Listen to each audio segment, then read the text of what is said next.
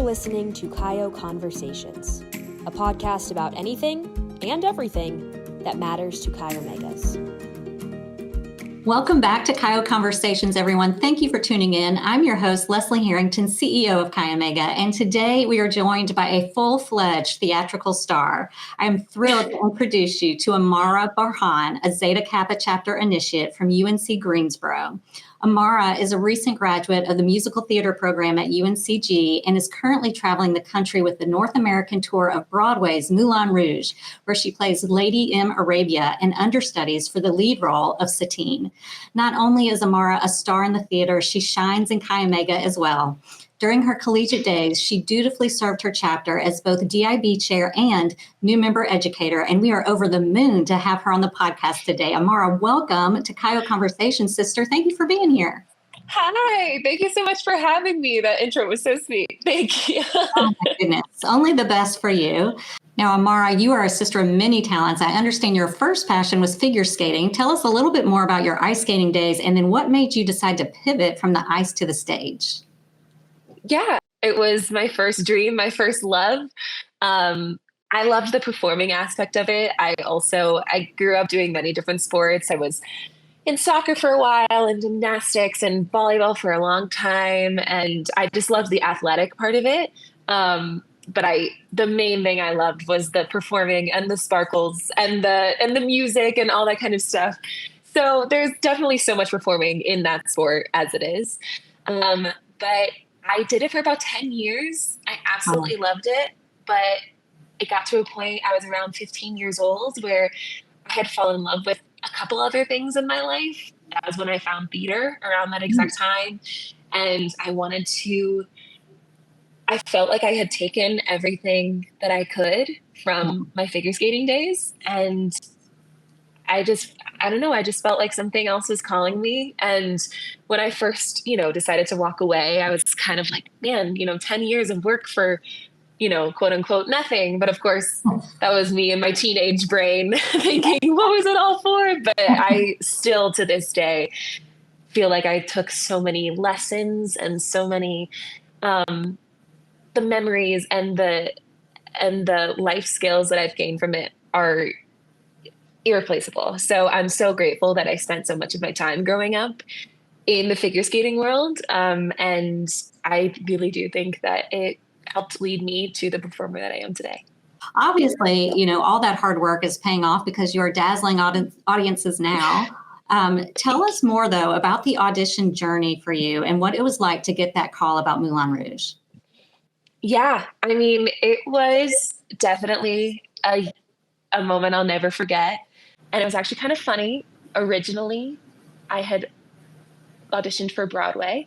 The Broadway call was what it was on the list. I would have still auditioned and been just as excited about auditioning if it was the tour, but it was always for Broadway. And so the call was an interesting call because my agent was like, okay, guess what? You're in Moulin Rouge, but surprise, on tour. And I was like, what? I was so excited. But then, of course, your brain starts running like, I just signed a lease for a 2-year lease for an apartment. What am I going to do? So all that kind of stuff. It was definitely a wake up call. It was like 9 a.m. in the morning. And I was like, okay, I'm up for the day. I need to call my mom. I need to call my friends and family. I need to figure out. And then they were also like, but keep it a secret, of course. So that was the story of the call. And then I had about a month to just enjoy my time doing my first job that I was assigned to. I was so lucky that I got to finish that. A lot of times, sometimes when a longer contract or something comes about, they're like, okay, well, we take precedent. So you got to leave this first job. But I was very lucky to be able to finish the first one. And it was a great experience. And eventually everyone had found out and was so excited for me. So it was a really special experience. And I'm so glad that that's how it happened. Well, we're excited for you too. And I know before Moulin Rouge, you played many great roles for other theater companies. What has been your all-time most memorable character to play? I think, so for the longest time, I loved theater. Yeah. I grew up going to like the Shanahan Theater, where touring productions would come by, which is so cool that now I get to bring theater to the rest of the country, which is how I first accessed theater. But I never really took it as like, okay, wait, maybe I can pursue this seriously until my senior year. And this is a very, very niche role for a 17-year-old girl in high school, but I did play Judas in Jesus Christ Superstar. Really? Yeah. And it was it's a crazy one. It's whenever I tell people that, they're like, what? And I was like, okay, it's an all-girls school. It was a great time. I learned so much about myself and my voice that I feel like we have this, technique in singing called belting, where you use like your full voice. And that was the first time that I felt I was able to use my full voice. And I was so grateful. My theater teachers back then, who are truly the best, we are still in contact to this day. They organized a charter bus of 38 people to come to my debut week of Moulin Rouge. Like, they are truly the best supporters and mentors I could have asked for. But we all kind of sat down while I was in rehearsal for this, and I was like, I love this. I think I want to do this. And they were like, okay, well, auditions are in January, so we're going to get you going. You gotta get started. Yeah. So I feel like that role was really what made me think, like, maybe I can pursue this. If I can do something this hard and different, maybe I want to at least give myself a shot, give it a go. Yeah. I have to know, doing it. After touring with Moulin Rouge, what is going to be the next big dream role that you hope to land? In the industry, we always say we would love to originate a role. I love the idea of building something from the ground up. Actually, my very first professional performing job was at a new musicals lab. We did 4 or 5 different brand new shows, and they basically hired young actors to flesh out a new script on a page. They needed people to perform and sing their songs for the first time, and seeing writers and artists get to hear and see their material for the first time on a body in a human voice. It was really, really special. And I would love to get back to doing that one day. So I love creating new art as much as I love Moulin Rouge and all that it is, the 7 different companies worldwide, and the fans, we call them fans, like the can dance. I literally have a Moulin Rouge friendship bracelet that a fan made. Like it's so special, but also the idea of creating something new and maybe, it's just even better. It's just so exciting to, get that opportunity. So as much as I love this job and I intend to stay with it as long as possible, but that's definitely something that I'm looking forward to, that I really hope I get to do sometime in my career. Well, I really want to give our listeners a little glimpse behind the curtain and talk more about your experience as an actress. So I want to know, you're pretty experienced now. Do you still get the pre-show jitters? And if you do, do you have any pre-show rituals or traditions that you take part in to help you calm your nerves? So yes and no, it depends. Usually if it's a big performance, a big deal, before my first performance in Moulin Rouge, I was nervous. The energy was high. Of course, unfortunately, you have some imposter syndrome going on, but I'm happy to say after, I think my tally is now at like 210 performances, I feel like I can dust that off and just be excited to go to work now. So, you still get a little jitters every so often. The first time I went on as a team, the jitters were up the wazoo. I have a ring that reads my heart rate. And that morning I couldn't sleep at all. I opened my ring, the app, and it was like, hey, are you okay? Like, it was like, is something wrong? They were like, you haven't gotten any sleep. Your heart rate is really high. You may not be up to optimal performance today. And I just shut the app. I was like, I don't need that right now. And what was that like when you stepped into the role of Satine? Did you have a long notice beforehand? And what did it feel like taking the lead?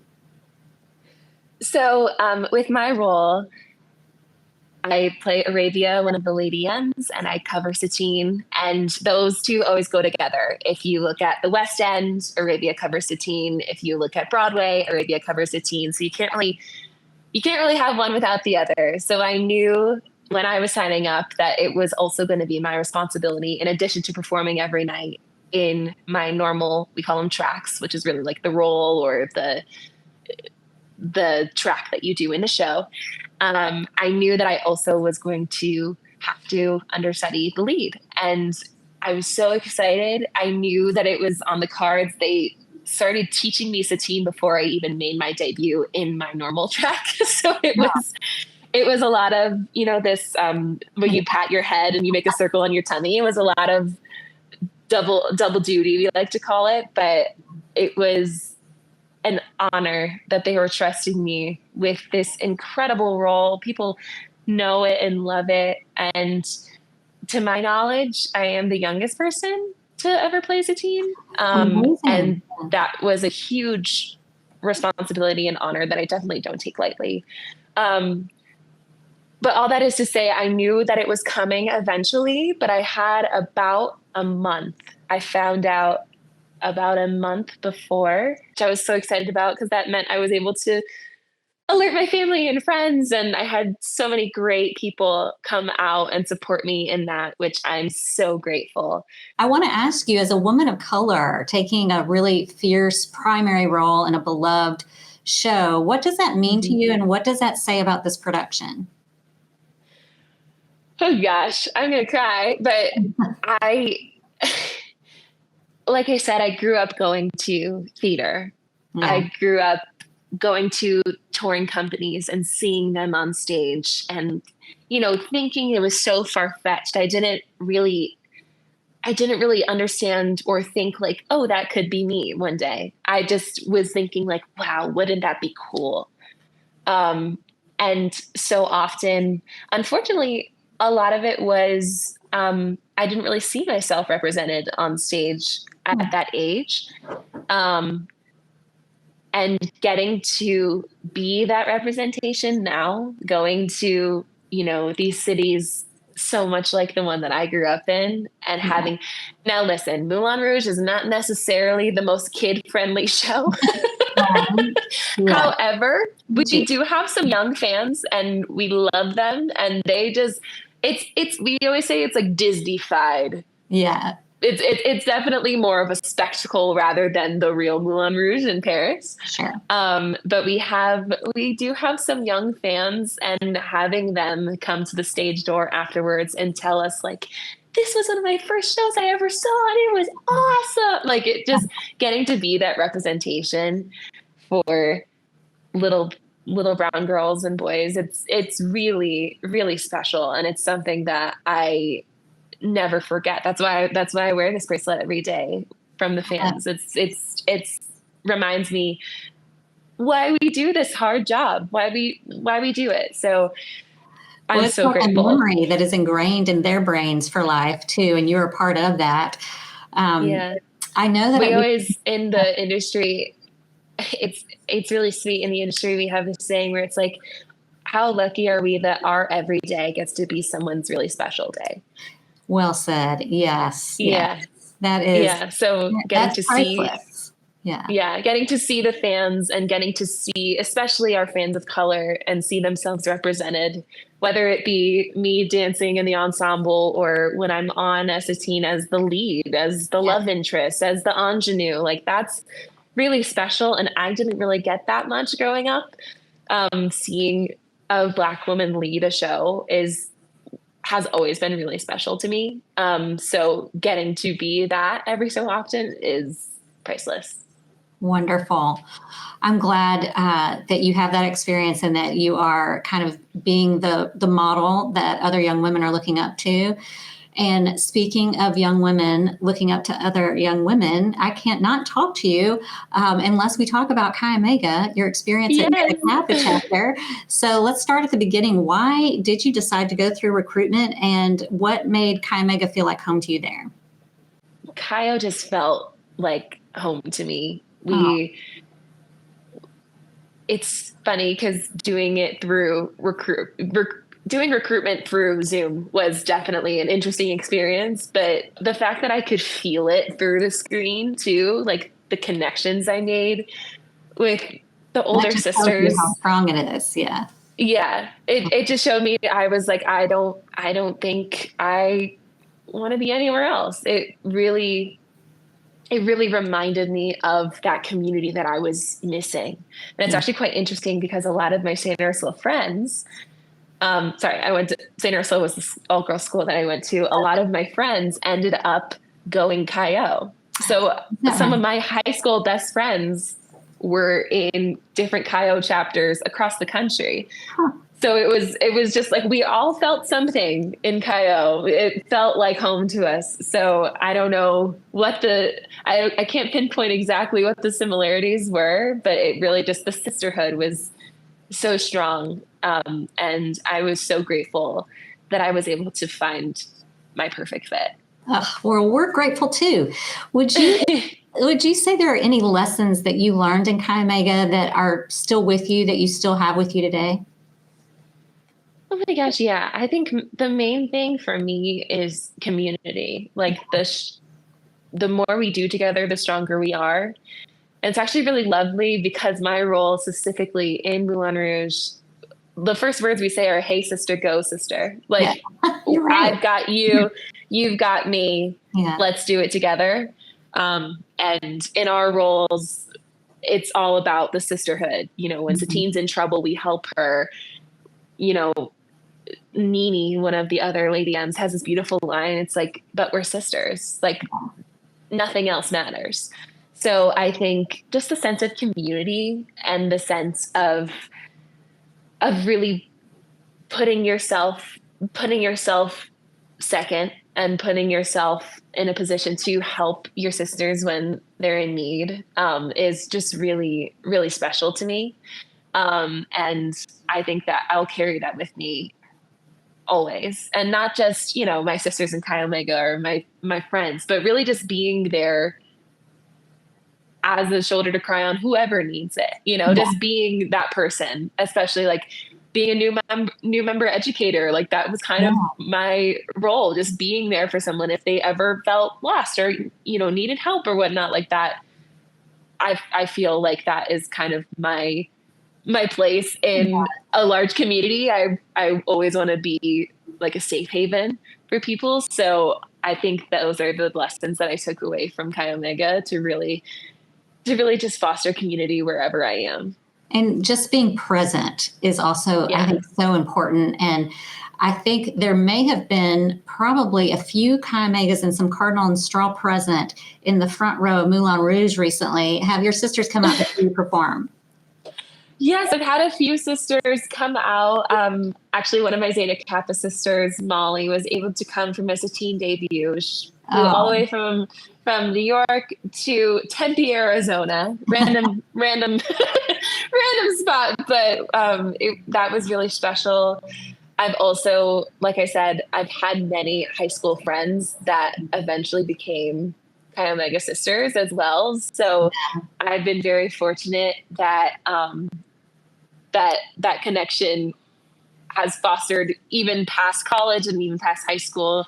And it was really special because my debut city was the closest we have gotten to my hometown. Okay. So they were there for me like the first week. They were able to see this dream coming true for me and encourage me to keep going. Unfortunately, we haven't been back to North Carolina since I joined the tour. Yeah. So not many of my Zeta Kappa sisters have been able to see it just yet, but I'm not sure how much I can say, but we are going to be circling around that neck of the woods sometime in the next year. So hopefully that'll change. But yeah, I've been really grateful to have some Chi-O sisters in support. Well, thank you so much, Amara, for sharing your experiences on the stage and off the stage. I mean, this show is not Broadway, but I mean, it's been fun still to have you on with us today.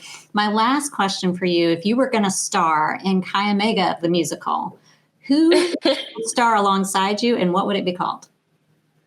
Oh gosh. I think I would have to say true to my Zeta Kappa sisters. It's so funny because when I was in the chapter, so much of my time was taken up through rehearsal. It's essentially, when you're a musical theater major, rehearsal is essentially your fifth class or however many classes you had. You had to be there. So unfortunately, I missed a few things in my Zeta Kappa chapter journey, but they were always so supportive, and it was always a celebration when we found out that I could be there. We were like, "Yay! I can go to homecoming! Yay! I can go to this senior brunch!" Like that kind of thing. So I think I would have to just make the entire Zeta Kappa chapter. I would cast it. It'd be great. Zeta Kappa. Then and now, we'd make a big to do of it. Because they supported me so much through my journey. I would have to give it back to them. And I think I would have to maybe quote Mimi again and say, like, "But we're sisters." That's probably the name of the show. But we're sisters. There we have it. Zeta Kappa Live.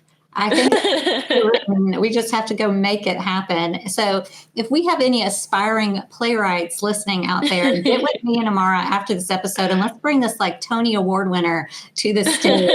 Surefire hit. Thank you, Amara. And thank you, everyone. This concludes today's conversation. I hope you had just as much fun as we did. And if your city is one of the upcoming tour stops for Moulin Rouge, go grab those tickets and support our girl. And as always, don't forget to like, follow, and subscribe to our podcast on social media so that you don't miss out on the next Chi O conversation. Thank you. Thank you.